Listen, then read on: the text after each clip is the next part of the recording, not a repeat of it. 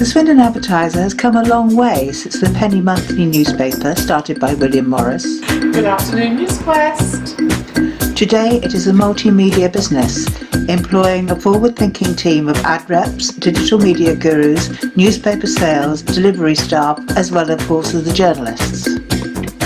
Darren Reynolds, Head of Advertising for NewsQuest Wiltshire, tells us about the business side of running a multimedia firm. And we look after all newspapers and associated websites for the Swindon Advertiser, the Gazette and Herald, the Wiltshire Times, our Star series, the Wiltshire Business, and everything that goes with that, with a number of niche magazines. I've witnessed huge change within this industry. I've seen huge change within this business, but something that sticks with me is that what we do as a business, working in local media, providing the local communities with news that's interesting to them, has never changed.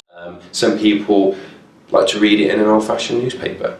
Some people like to look at it on their phone. Some people are kept up to date by news feeds on their social media platforms. Some people use our website. Whether people in Swindon read our newspapers or go online or see us on social media, they're still exposed to that news content, which is a fantastic opportunity for local businesses.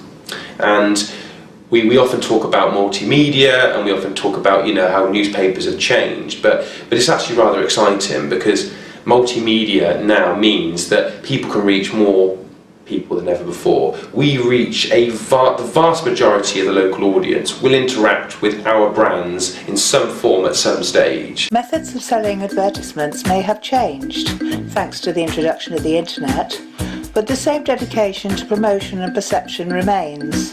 And today, the collaboration between editorial and advertising is even more important.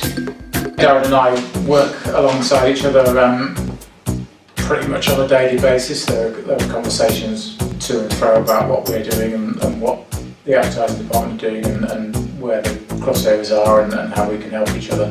Absolutely. And historically in this industry, editorial and advertising are usually although working for the same business, I think it's probably fair to say we will all see things slightly differently, but I think we've got quite a strong working relationship. From an editorial standpoint, those guys will be very keen to promote local news, local content, whereas in the commercial departments we're all about advertising and revenues, but actually the relationship has become quite strong. We've rebooted the business coverage at the Advertiser in the last few months, and the relationship between the editorial and commercial there has been helpful in that it's helped us develop links with the community, the business community that we're serving, and that's given us some really good stories, but it's also obviously has a commercial side to it. And I do a daily business page for the paper. And how's it going? How are you enjoying doing the business? Yeah, it's going really well so far. At first, I wouldn't call myself a business person, but actually it's been really interesting doing stories. You'd be surprised at how many interesting ones you get in there. Yeah, mostly it's the people who are the most interesting part of the story. So it might be a slightly dull business, but then you speak to the people and the story behind it, and it's actually really interesting, and that's what sort of brings them alive. Sure. Yeah. We've got the award ceremonies once a year as well. How do you feel about that one? Yeah, I mean, I've been to some already, and it's good actually to see the business community come out and to meet a lot of different people. But yeah, I'm looking forward to it. We're now at a stage where we are very comfortable with multimedia and offering all of our platforms as an advertising solution. Spelling and accuracy are as important in advertisements as news stories. And the Adverts Library boasts a copy of Samuel Johnson's famous dictionary. I wonder how many journalists and ad reps have consulted these pages. Well, this is the 1799 edition of Samuel Johnson's dictionary. One of them.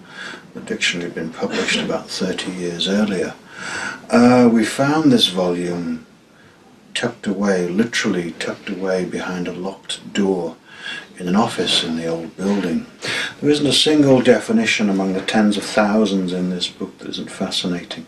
We have, for example, publication, very pertinent in our trade. The act of publishing, the act of notifying to the world, divulgation, proclamation. Many of the Swindon Advertiser staff have spent large chunks of their working lives devoted to the paper. Media Support Coordinator Kim Whitbread tells us why. I started when I was 14 on Saturdays and summer holidays, and I used to work for Paul Healy. So I was basically the runner, and I would get newspapers, cups of coffee, and run errands for editorial. So how's it changed over the years? Oh, it's quite sad actually when you see it how it was. When I first started, just every department was absolutely rammed with people.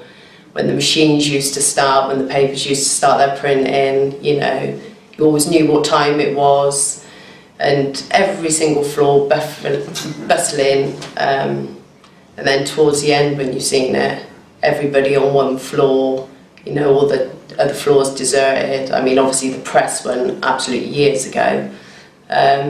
But it is just really sad. It's such a nice place to work.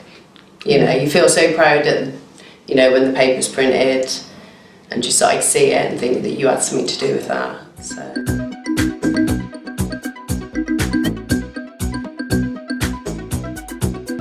Today, you know, we're now setting our new business. We can see our future very, very clearly, and our challenge now remains that we have to offer that solution to local businesses, and every day we come in and we do that every day.